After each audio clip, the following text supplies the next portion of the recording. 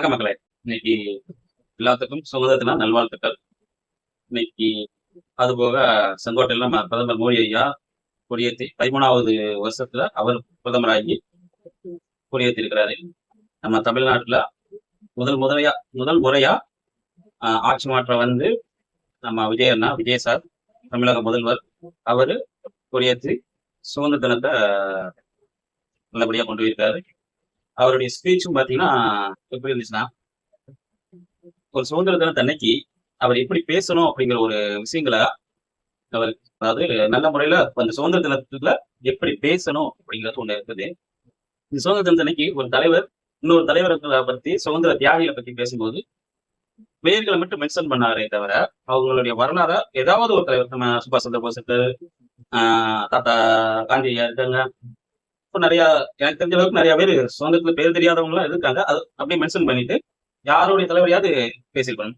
அங்கேயே வந்து சில விஷயங்கள் நம்ம விஜயண்ணா, தமிழக முதல்வர் விஜயண்ணா வந்து அவருடைய அரசியலை தான் கொஞ்சம் பேசிட்டு போயிருக்காரு. அண்ணனா, தம்பியா, மகனா அப்படிங்கிறது வந்து அந்த இடத்துல அவருடைய தாவேக அரசியல் இது சுதந்திரத்துக்காண்டி உண்டான ஒரு நாள். அந்த நாள்ல யாரை பத்தி பேசணும், எதை பத்தி பேசணும்னு சொல்லி கூட இருக்குன்னு சொல்லி கொடுக்கல கொடுத்துருக்கோம். ஏன்னா சுதந்திர போராட்ட தியாகிகளை பத்தி மட்டும் அந்த இடத்துல வந்து பேசக்கூடியவர். இந்த நாள் நல்ல நாள். இப்போ அவரு சில விஷயங்களை தேவையில்லாம பேசியிருக்கிறாரோ அப்படின்னு தோணுச்சுங்கிறத உண்மையும் கூட. என்னன்னா, சுதந்திர போராட்ட தியாகிகளை அவங்களுடைய வரலாற பேசியிருக்கோம். அது பேசாம அரசியலை பத்தி பேசுறேன். இன்னொரு இதுல ஒரு நல்ல விஷயம் ஒண்ணு என்னன்னா, இந்த சுதந்திர போராட்ட தியாகிகளுக்கு உண்டான அந்த மாத ஊதியம் அப்படிங்கிறத கொஞ்சம் வசதி கொடுத்தார். இது நல்ல விஷயம். அதான் முன்னரே நான் சொன்ன மாதிரி ஒரு 2 விஷயம் நல்ல விஷயம் பண்ணாங்கன்னா இது 8 விஷயம் தவறாக இருக்குது. நம்ம முதல்வர் அவர்கள் வந்து மாத்திக்கொள்ளணும். எல்லா இடத்துலயும் அரசியல் பேசக்கூடாது. எந்தெந்த நாள் இருக்கு, எப்படிப்பட்ட ஒரு இடம் இருக்குது, இது எப்படிப்பட்ட நாடு, எவ்வளவு பெரிய உயிர் தியாகங்கள் கொடுத்து இந்த சுதந்திரத்தை வாங்கி கொடுத்துருக்காங்க வெள்ளக்காரன் இருந்து. இப்போ அவங்கள பத்தி தான் பேசியிருக்கோம். அவங்கள பத்தி தான், அவங்களுடைய வரலாறை பத்தி தான் பேசியிருக்கோம். நம்ம காந்தியடிகளையா பத்தி இன்னொரு கூட 2 வார்த்தை பேசிட்டாருன்னா நல்லா இருந்திருக்கும். அவருடைய கவனத்துல, அவருடைய ஆட்சி கவனத்திலே, அவருடைய தமிழக வெற்றி கழகத்துடைய ஆட்சியை பத்தி அதற்குண்டான கவனமே இருந்துச்சு. அதுக்கு வேற விஷயம் எதுவுமே அதுல பேசுறதுக்கோ வைக்கிறதுக்கோ அவர் பாராட்டி சொல்றதுக்கோ விஜயநாத் ஒரு கேள்விப்பட்ட அது எந்த அளவுக்கு உண்மைங்கிறது தெரியல. ஒரு சில செய்தியாளர்கள் சொல்றாங்க என்னன்னா, நம்ம முதல்வர் விஜயநாத் அடுத்தபடியா இருக்கிறது ருசியானந்த அவர்கள் தான், ஆனந்த் அவர்கள் தான் இருக்கிறாங்க. அப்ப அவர் வந்து என்ன சொல்லியிருக்காருன்னா, நம்ம விஜய் சாரால தான் நம்ம எம்எல்ஏ ஆயிருக்கிறோம், அமைச்சர்கள் ஆயிருக்கோம். அவர் வந்து எல்லா அமைச்சர்கிட்டையும் ஒரு வார்த்தை சொல்றதாக கேள்வி. இது உண்மையா பொய்யாங்கிறது தெரியல, ஆனா சொல்லியிருக்கிறாங்க. இதை நான் இந்த இடத்துல பதிவு பண்றேன், வேற ஒண்ணுங்கிறது. ஆனா அப்படி இருந்தா நல்ல விஷயம். என்னன்னா, அவங்க கட்சி எம்எல்ஏட்டையும் அமைச்சர்கள்ட்டையும் விஜய் சாரால தான் நம்ம வந்து இந்த இடத்துல இருக்கோம், அவருக்காண்டி விழுந்த ஓட்டுல தான் நாம எம்எல்ஏ ஆயிருக்கோம், அமைச்சர்கள் ஆயிருக்கும், நம்மளுடைய ஆட்சி போயிட்டு இருக்குது. அதனால யாரும் எந்த தப்பும் பண்ணக்கூடாது, பண்ணாம இருக்கிறதுக்கு ரொம்ப விஜய் சார் வந்து என்கிட்ட கடுமையா சொல்லியிருக்கிறாரு அப்படி சொன்னதாக ஒரு செய்தி. ஆனா அது உண்மையா பொய்யாங்கிற அவங்களுடைய கட்சிக்கு நல்லது. யாரா இருந்தாலும் தப்பு பண்ணனா அவங்களுக்கு கடுமையான பனிஷ்மெண்ட் கொடுக்கப்படும் அப்படின்னு சொல்லி கவனமா இருந்துக்குவாங்க. எந்த இடத்துலயும் எதையும் தப்பு பண்ணாத விஜய் நான் சொன்னதாக ருசியானந்த ஐயா அவங்க எம்எல்ஏ சொல்லியிருக்காரு. நல்ல விஷயம்தான், இருக்கட்டும், பரவாயில்ல. அது அவங்க வந்து கண்டினியூ பண்ணா மறுபடியும் சொல்றது அது உண்மையா இருந்தா நல்ல விஷயம். ஒரு பயம் இருக்கும். எப்படி ஒரு டெண்டர் எதிரையோ வந்து அமைச்சர்களோ எம்எல்ஏலோ இருந்தாங்கன்னா லஞ்சம் வாங்குறதுக்கு பயப்படணும். ஏற்கனவே வந்து இந்த லஞ்சம் வாங்குறதுல வந்து சுத்தமா ஒளியல, குறைஞ்சிருக்கிறதாக வந்து நம்ம கோட்டி அண்ணன், மணி அண்ணன் இவங்கெல்லாம் வந்து சொல்லியிருக்காங்க. ஏன்னா இவங்கெல்லாம் பத்திரிக்கையாளர், இவங்கெல்லாம் வந்து சொன்னதுனால நம்ம ரங்கராஜ் பாண்டியா ஐயா அவர்களும் சொல்லியிருக்காங்க.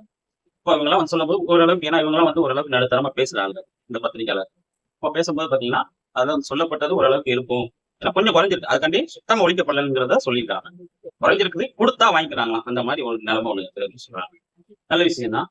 அதான் 1 2 நல்ல டிவி கேட்ச்ல இப்ப வந்து ஒரு 2 வாரத்துக்கு முன்னாடி வந்து நம்ம கேரளா முதலமைச்சர் கல்லுங்க வந்து, அதாவது அவங்களுக்கு நம்ம தென்காசி பொய்யறை வழியா வந்து மலைகளை உடைச்சு கல்லு போகுது, குவாரியில இருந்து போகுது அப்படின்னு சொன்னதை வந்து நம்ம கேரளா முதலமைச்சர் சதீசன் அவங்க வந்து தமிழக முதல்வருக்கு, நம்ம முதல்வருக்கு வந்து லெட்டர் போட்டாலும் எனக்கு கொடுங்க அப்படின்னு சொல்லி சொன்னார்.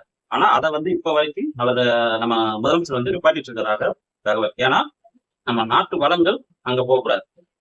ஏன்னா நம்ம தமிழ்நாட்டுல இருந்து அதர் ஸ்டேட் அதர் மாநிலங்களுக்கு வந்து நம்ம கர்நாடகா போல கொண்டு வராங்க, கேரளா கொண்டு வராங்க. அப்படிங்கும் போது அவங்கவுங்க மாநிலத்துல இருக்குது, எல்லாமே இருக்குது. ஆனா அவங்க மாநிலத்தை பாதுகாப்பா வச்சிருக்காங்கல்ல. அப்ப நம்ம மாநிலத்துல நம்ம பாதுகாக்கணும். நமக்காண்டி நம்ம ரோடு போறதுக்காண்டி நம்ம தமிழ்நாட்டுக்கு செஞ்சா பரவாயில்ல. அடுத்த மாநிலத்துக்கு அவங்ககிட்ட இருக்குது அந்த வளங்கள்.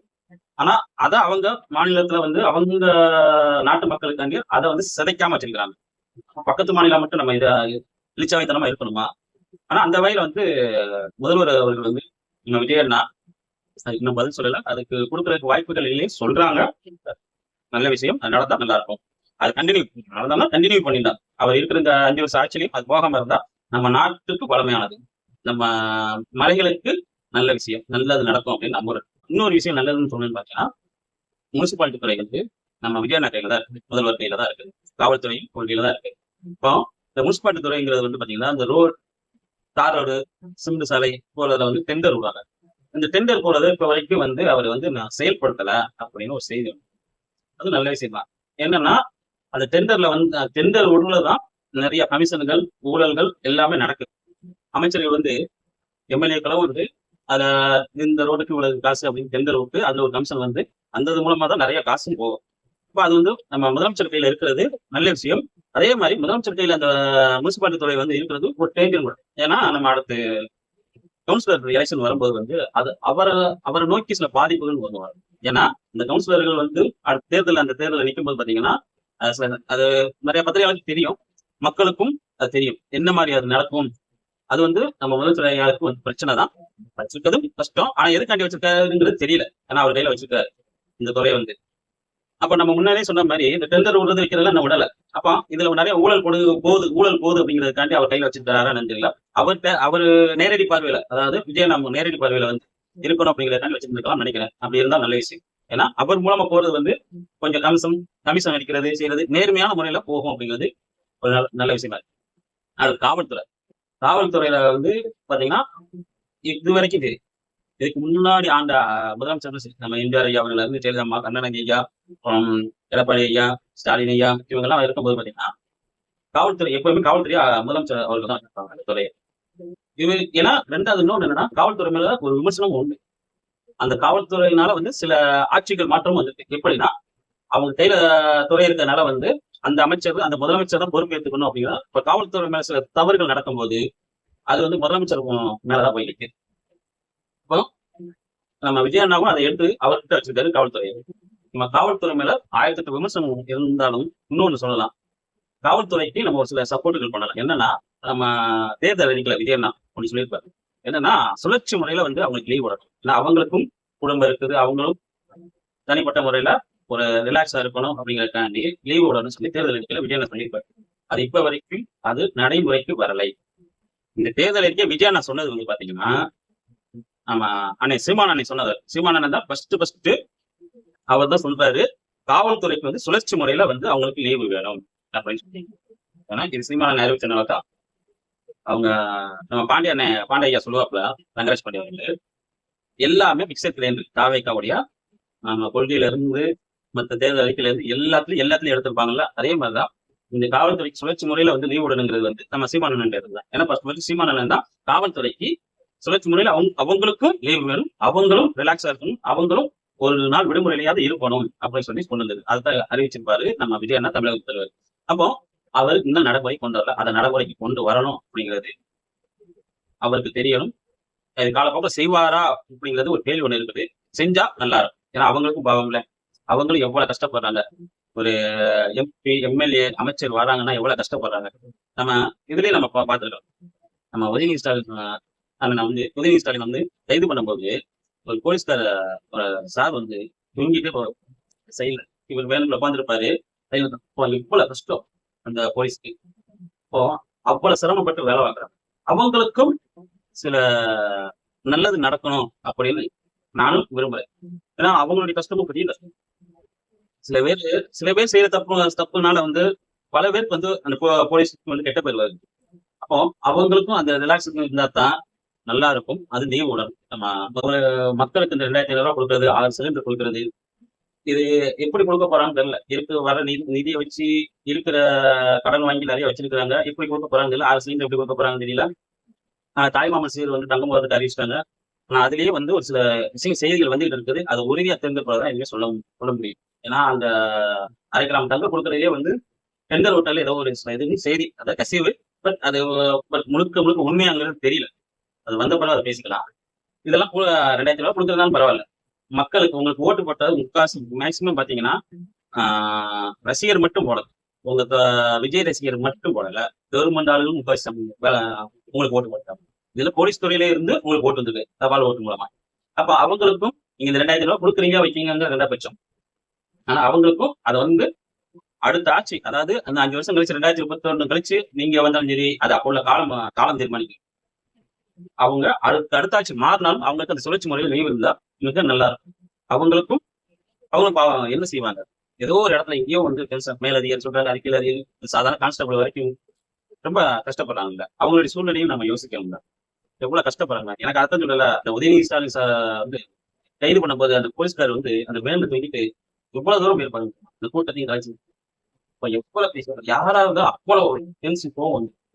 இப்ப அதுக்குதான் அந்த சுழற்சி முறையில லீவுங்கிறது வந்து சிமானனை கொண்டு வந்தது. பட் இவரும் அறிவிச்சிருக்காரு. பட் அதை வந்து நடைமுறை கொண்டு வந்தா நல்லது. அவங்களுக்கு ஒரு நல்லது நடக்கும், போலீஸ்காரர்களுக்கும் நல்லது நடக்கும், மக்களை பாதுகாவலருக்கும் நல்லது நடக்கணும். அதனாலதான் நல்ல விஷயம் தான். ஏன்னா எப்ப பார்த்தாலும் வந்து விஜயனாவை சில இடங்களை குறை சொல்லிக்கிட்டே இருக்காங்க. அப்படிலாம் கிடையாது. இதுக்கு முன்னாடி உள்ள ஆட்சி அவங்க தவறு பண்ணாங்க. அவங்க தவறு பண்ணனாலதான் சில விஷயங்கள் மாற்றங்கள் வந்திருக்கு.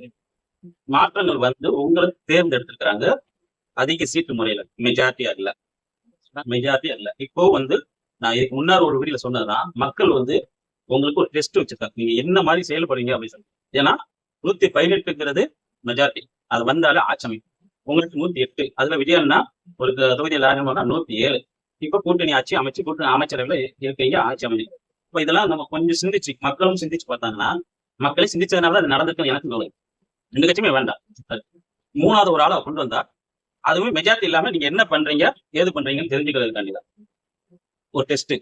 எப்படி ஒரு பரீட்சை பேப்பர்ல ஒரு ஸ்கூல் குழந்தைகளுக்கோ காலேஜ் படிக்கிற பிள்ளைகளுக்கோ வந்து ஒரு டெஸ்ட் வைப்பாங்களோ ஆசிரியர்கள், அதே மாதிரி மக்கள் டிவிகே கட்சிக்கு, தமிழக வெற்றி கழகத்துக்கு, விஜய் அண்ணாவுக்கு ஒரு டெஸ்ட் வச்சிருக்காங்க. நீங்க என்ன பண்ண போறீங்க இந்த 5 வருஷத்துல? அந்த 5 வருஷத்துல இப்ப ஒரு 3 மாசம் 100 நாள் முடிஞ்சிருக்கு. இந்த 100 நாள் சில பிரச்சனைகள் இருக்குது. பட் மக்கள் இன்னமும் உங்களை நம்பிக்கை இருக்கிறாங்க. இது முழுமையா நீங்க என்ன மாதிரி நடக்குங்க 2 வருஷம் கழிச்சுதான் உங்க மேல உள்ள தவறுகளோ எதுவுமே வந்து பெருசா மக்கள்ல போய் பார்க்கலாம். ஆனா இப்போதைக்கு எதுவுமே விஜய் அண்ணா வந்து ஒரு பினாமினா, அதாவது அவர் ஒரு கவர்ச்சி முகம். அவர் மேல உள்ள இன்னமும் அசைக்கா நம்பிக்கை வச்சிருக்கிறாங்க சில மக்கள்கள். ஏன்னா நம்பிக்கை அவங்களுக்கு வந்து விட்டு போகல. விஜய் அண்ணா மேல இன்னமும் உங்க மேல நம்பிக்கை அதிக அளவுல வச்சிருக்காங்க. அத காப்பாத்தினார்னா முதலமைச்சருக்கு நல்ல விஷயம். காப்பாத்துவார் நம்பலாம் ஓகேதான். ஏன்னா நம்ம குறை சொல்லி இப்ப நானும் வந்து குறை சொல்லிட்டே இருக்காங்க பாத்தீங்கன்னா, நான் அஜித் ரசிகர் தான். ஆனா விஜய் அண்ணாவை எனக்கு ரொம்ப பிடிக்கும். என்ன பிடிக்கும், அவர் படத்தை அவர் ரசிச்சு அவருடைய சில படங்களை பார்த்து ரசிக்கிறேன் தவிர, அதுக்காண்டி வந்து சில விஷயங்களை வந்து நான் குறை சொல்லாமையும் இல்ல விமர்சனம் பண்ணாமலும் இருக்க முடியாது. தப்பு அந்த கட்சிகளும் தப்பு பண்ணதுனால சில விஷயங்கள் பண்ணதுனாலதான் மாற்றுக்கிறது. அதே நீங்க உங்க இடத்துல ஒரு சில சூழ்நிலைகள் வரும்போது உங்களையும் விமர்சனம் பண்ணணும். அதை வந்து விமர்சனங்கள் உங்களை மாற்றிருக்க உங்களுக்கு திருத்திக்கிட்டா ஓகே, நல்ல விஷயம். இப்ப குறை சொல்லிட்டே இருக்க முடியுங்களா? அடுத்து வந்து செய்தி சொல்லியிருக்காங்க. யாருமே இது ஆதாரத்தோட நிரூபிக்கப்பட்டது. நான் இல்ல, செய்தியாளர்கள், யூடியூபர்ஸ், நம்ம மரிதாசன் இருக்காங்களா, அவர் மரிதாஸ் அவர்களும் அந்த கோட்டி அண்ணனும் இதை சொல்லி பதிவு பண்ணியிருக்கிறாங்க. அந்த மூத்த பத்திரிகையாளர் மணிசாரும் நேற்று ஒரு பேட்டியில வந்து சொல்லியிருக்கிறாங்க. என்னன்னா, நம்ம வட மாநிலங்கள்ல எப்படி வந்து நம்ம தமிழ்நாட்டை பத்தி, நம்ம தமிழ்நாட்டு முதலமைச்சரை பத்தி இப்படி பரப்புறாங்கன்னா, அது டிவி கட்சிக்காரங்களே, அது ரூட் மீடியா அப்படின்னு சொல்றாங்க. அதாவது விஜய் சார் ஜெகதீஷ்னு ஒரு மேனேஜர் இருக்கார்ல, அவர் மூலமா நடந்துட்டு இருக்கு அப்படின்னு சொல்றாங்க. அது வந்து வட மாநிலங்கள் என்ன பரப்புறாங்கன்னா, இங்க தமிழ்நாட்டுல பெண்களுக்கு ஏதாவது அணிய நடந்தா உடனே தூக்கு தண்டனை, ஆஸ்பத்திரிக்கு போனோம்னா எந்த ஆஸ்பத்திரிக்கு போனாலும் குணப்படுத்தி வெளியில வந்தா காசு வாங்க மாட்டாங்க அப்படின்னு சொல்லி பரப்புறாங்க. வட மாநிலங்கள்ல இப்படி இருக்குது. அப்போ இது பொய் தான். நம்ம தமிழ்நாட்டில் உள்ளவங்களுக்கு, இந்த மக்களுக்கு தெரியும் என்ன நடக்குங்க. அவர் விஜயநாமலுக்கு நம்ம குறை சொன்னாலுமே வந்து இல்ல, அவரை வந்து பாராட்டுற மக்களா இருந்தாலுமே சரி, நம்ம தமிழ்நாட்டில் இருக்கிறவங்களுக்கு எல்லாத்துக்குமே தெரியும். அப்போ வட மாநிலங்கள் உள்ளவங்க இங்க தமிழ்நாட்டில் நடக்கிறது தெரியாது. அப்போ இந்த மாதிரி ஒரு பிரச்சாரம் போய்கிட்டு இருக்கு. இது வந்து நம்ம மரிதாசனே ஒரு சுச்சுவேஷன்ல ஆதாரத்தோட நிறைவேற்றல, இதுக்கு ஆதாரம் இருக்கு. அவர் வீடியோ போய் பார்த்தீங்கன்னா தெரியும். அதே மாதிரி நேத்து நேத்து மூத்த பத்திரிகையாளர் மணி சார் அவருடைய இன்டர்வியூ போய் பார்த்தீங்கன்னா, அதையும் அவர் சொல்லியிருக்கிறார். இது தவறானது, இப்படி பரப்பக்கூடாது. அப்படி என்ன உங்களுக்கு இருக்குது? நீங்க உண்மையை சொல்லி பேசுங்க. தவறான முறையில வெளி மாநிலங்கள்ல போய் இப்படி பண்ணீங்கன்னா, அப்ப நம்ம மாநிலங்கள்ல இப்படிலாம் இருக்குது, அவங்க மாநிலத்துல நல்லா இருக்கு அப்படின்னு சொல்லி. இது எந்த ஒரு கோவில போனீங்கன்னா, இதுக்கு முன்னாடி நம்ம ஆந்திரால ஜெகன்மோகன் ரெட்டி வந்து அப்போ அங்க நடக்கிறது. ஏன்னா நம்ம இதையும் அதையும் கொஞ்சம் சேர்த்து கோர்வையை பார்த்தோம்னா நமக்கு தெரியும். எப்படின்னா ஜெகன்மோகன் ரெட்டி அவர்கள் முதலமைச்சர் இருக்கும்போது நம்ம தமிழ்நாட்டுல ஃபுல்லா சோசியல் மீடியால ஃபுல்லா இவர் எப்படி செஞ்சார், இவர் எப்படி செஞ்சார், இப்படி மாத்திட்டார், அதை மாத்திட்டார், இதை மாத்திட்டார், எதை மாத்திட்டார், தண்ணியை கொண்டு வந்துட்டார், மழையை உருவாக்கிட்டார், இப்படி இல்லாத புல்லாதான் பயந்து சொல்லிட்டாங்க. அப்போ இல்லாத புல்லாதான் வந்து எல்லாத்தையும் மாத்தி செஞ்சு சொல்லும் போது என்ன ஒரு நேர்மை இருக்குன்னு தெரியல. ஆனா அப்படி செஞ்சிருந்தானா கொஞ்சம் நல்லா யோசிச்சு பாருங்க மக்களே. அப்படி ஜெகன்மோகன் ரெட்டி அப்படி செஞ்சிருந்தானா போன தேர்தல்ல அவர் ஜெயிச்சிருக்கோம். தோத்துருக்கிறார். தோத்துதான் போயிருக்கிறார் ஜெகன்மோகன் ரெட்டி. அப்போ ஒரு பொய்யான தகவல் ஒரு மாநிலத்துல இருந்து இன்னொரு மாநிலத்துக்கு பரப்பப்படுதுன்னா அது பொய்ங்கிறது முதல்ல மக்கள் நம்பணும். எதை எடுத்தாலும் மீடியா சோசியல் மீடியாவை நம்பிடக்கூடாது. எடுப்பிலே வந்து சோசியல் மீடியால வருது இது, அதாவது ஏதோ ஒரு இடத்துல நல்லது நடந்திருக்கு, ஒரு கெட்டது நடந்திருக்குது அப்படின்னு வருது, அதை மக்கள் ஒவ்வொருவரும் நம்பிடக்கூடாது. ஏன்னா அதுல உண்மையும் இருக்கலாம், பொய்யும் இருக்கலாம். அத எப்பவுமே முழுமையா அது தெரிஞ்ச பிறகுதான் அதை நம்ம மூளைக்குள்ளேயே கொண்டு போய் சேர்க்கலாம். அப்படி சேர்த்தா மட்டும்தான் நமக்கு நல்லது. நம்ம உடனே நம்பி அதை இன்னொரு 4 பேர்கிட்ட சொல்லி அவங்க அந்த 4 பேர் 10 பேர்கிட்ட சொல்லி இது பொய் பிரச்சாரம் மாதிரி. பொய் பிரச்சாரம் தானே இது. ஆதாரத்தோட நிரூபிச்சிருக்காங்க. இப்போ நம்ம தமிழ்நாட்டுல நடக்கிறத வெளி மாநிலங்கள்ல சோசியல் மீடியால இப்படி பரப்பியிருக்காங்கன்னு சொல்லி ஆதாரத்தோட நிரூபிச்சிருக்காங்க. இது எந்த வகையில இதுக்குதான் நான் ஜெகன்மோகன் ரெட்டி ஐயா ஆட்சியை பத்தி நான் சொல்றேன்.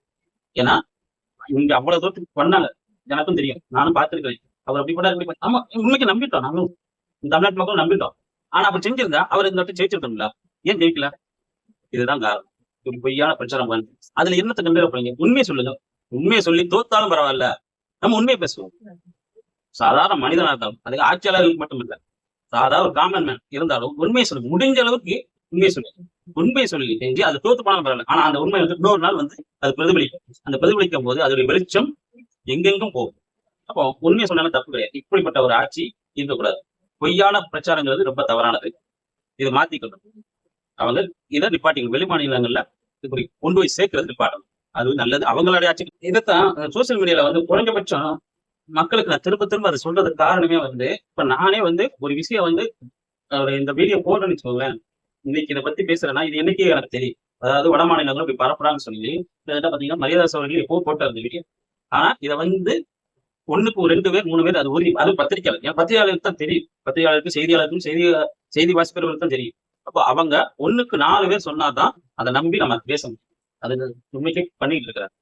இதைத்தான் கட்சி விழாத்துல இருந்து ஜனநாயக படம் ரிலீஸுக்கா இல்லையா, ஒவ்வொரு யூடியூபுக்கா வந்து ஒவ்வொரு ஸ்டுடியோக்கா போய் பேசிருப்பாரு. அந்த பேசுனதுல வந்து முதல்ல சோசியல் அவர் அது சொல்றாரு. அவர் தெளிவான ஆளு.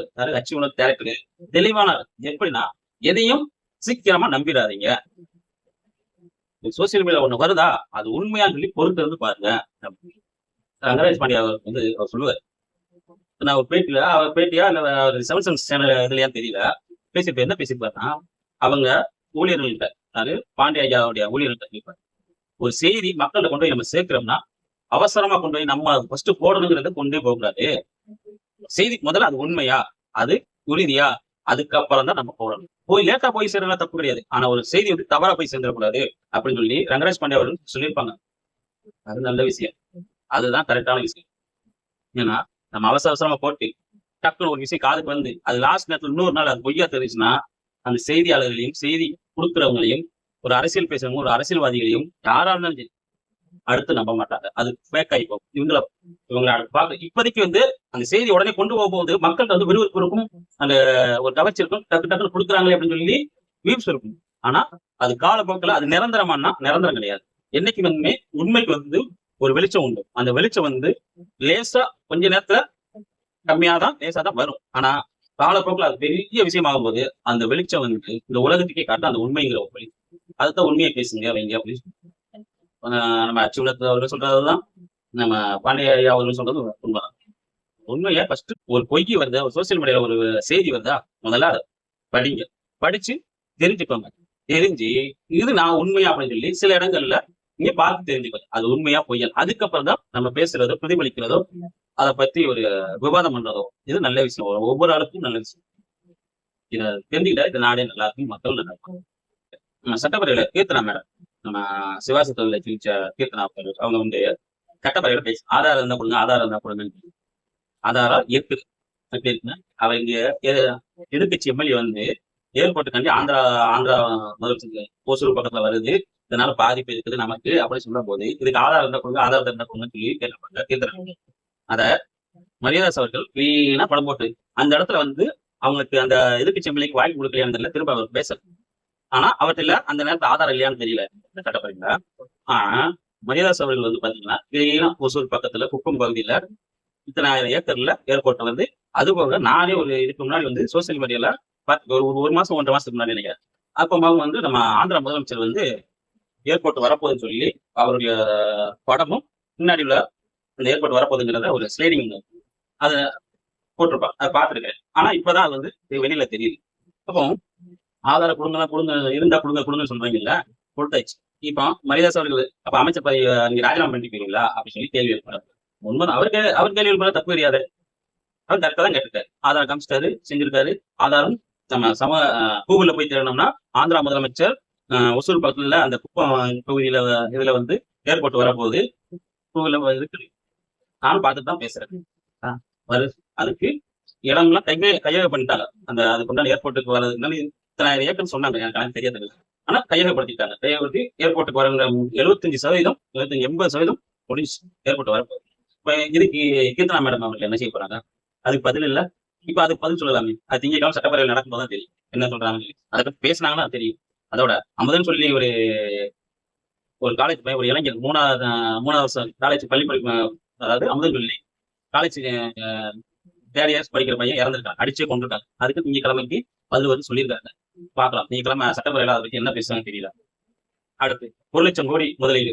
1 லட்சம் கோடி முதலீடு வந்து கொண்டு வராங்க. ஏற்கனவே இதுக்கு முன்னாடி ஆச்சு ஏடிஎம் காட்சி சரி டிஎம் காட்சி இதே மாதிரி கொண்டு சொன்னாங்க, வச்சாங்க. 5 வருஷம் அவங்க 5 வருஷம் இவங்க 5 வருஷம் முடிஞ்சு வச்சு இப்ப இவங்களும் வந்து 1 லட்சம் கோடி முதலீடு விளம்பரம் கொடுத்துருக்காங்க. பத்திரிகையாளர்களும் உள்ள அனுமதிக்கல, விளம்பரம் மட்டும் கொடுத்துருக்காங்க எல்லா செய்தி நிறுவனத்துக்கும்.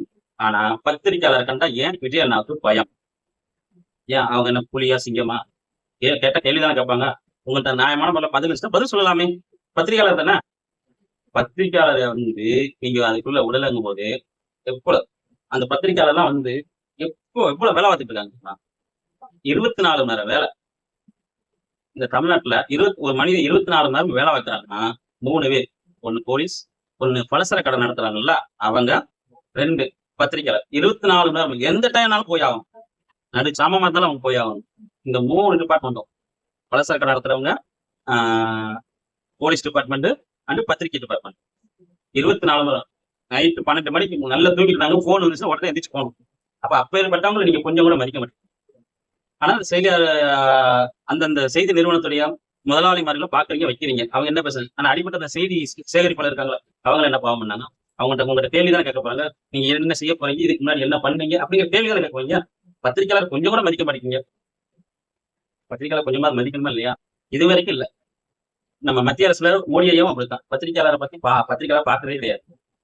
அதே மாதிரிதான் இங்கேயும் நம்ம விஜய் அண்ணாவும் தமிழக முதல்வர் சட்டப்பேரவையில இப்போ 4 நாள் நடந்துச்சு. 4 நாள் நடந்ததுல எடப்பாடி ஐயா பேசும்போது ஆக்சுவலா வந்து இதுக்கு முன்னாடி இருந்த முதல்வர் கருணாநிதி ஐயா அவர்களா இருக்கட்டும், அந்த ஜெயலலிதா அம்மா இருக்கட்டும், எம்ஜிஆர் ஐயா இருக்கட்டும், அண்ணாதுரை ஐயா இருக்கட்டும், காமராஜரா இருக்கட்டும், எல்லாருமே வந்து எதிர்கட்சி தலைவருக்கு, எதிர்கட்சி அந்தஸ்துல இருக்கிற தலைவருக்கு அந்த முதல்வர் பதிலடி கொடுப்பாங்க. ஆனா இப்ப என்ன நடக்குதுன்னா 5 பேர் முட்டு கொடுத்து வந்துடுறாங்க. நம்ம ராஜ்மோகன் ஐயா, ஆதவர்த்தன் ஐயா, அந்த செங்கோட்டன் ஐயா, அருணாராஜ் அவர்கள், இன்னும் வேற யாரு, நிர்மல்குமார் ஐயா, இவங்க எல்லாம் வந்து விஜய் சார் பேசவே மறுக்காரு. ஏன் பேச மறுக்காரு? பேசணும்ல, ஒரு முதல்வர் தானே, அவதான பேசணும். நம்ம நண்பன் படத்துல விஜய் அண்ணாவே ஒன்னு சொல்லியிருப்பாரு. என்ன சொல்லியிருப்பாருன்னா, சச்சின் டெண்டுல்கர் மியூசிக் டைரக்டர் ஆகுன்னு சொல்லியிருக்காங்களோ, இல்ல ஏஆர் ரஹ்மான கிரிக்கெட் வீரர் ஆகுன்னு சொல்லியிருந்தாலோ இது சாத்தியமா அப்படின்னு சொல்லி நண்பன் படத்துல விஜய் அண்ணா ஒரு இடத்துல கேள்வி, நண்பர்களுள்ள ஒரு உரையாடல் மாதிரி ஒரு காட்சி உண்டு. அந்த காட்சியில கேட்டுப்பாரு. இப்ப அதான் இப்ப நான் சொன்னதுக்கு அதுதான். என்னன்னா, முதலமைச்சராக இருக்கக்கூடியவர் எல்லா கேள்வி பதில் தைரியம் கொடுக்க தெரியணும். முதல்ல தைரியம் வேணும். தைரியம் வேணும். நீங்க உடனே வந்து 2 வருஷத்துல சிஎம் ஆயிட்டாரு, இவ்வளவு பெரிய கட்சி. இது இல்ல.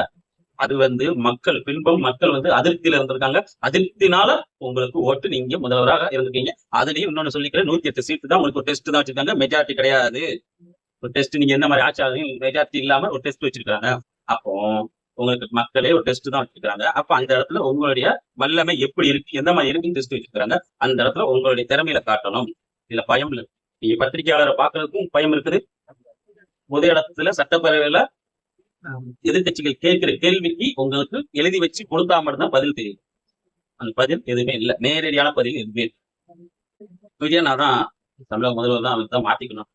கொஞ்சம் அவரும் வந்து 3 மாசம் தான் ஆகுது, பார்க்கலாம். இன்னொரு 1 வருஷத்துலயாவது அந்த சூழ்நிலைகள் மாறுதா, அடுத்த பட்சத்துக்குள்ளேயாவது அவர் வந்து பேசுற அளவுக்கு வல்லமை ஆகிறாரான்னு பார்ப்போம். அவர் வரணும். ஏன்னா ஆட்சி மாற்றம் நல்லபடியா அமைஞ்சிருக்குல்ல, வரட்டும், நல்லபடியா வரட்டும். நன்றி, வணக்கம்.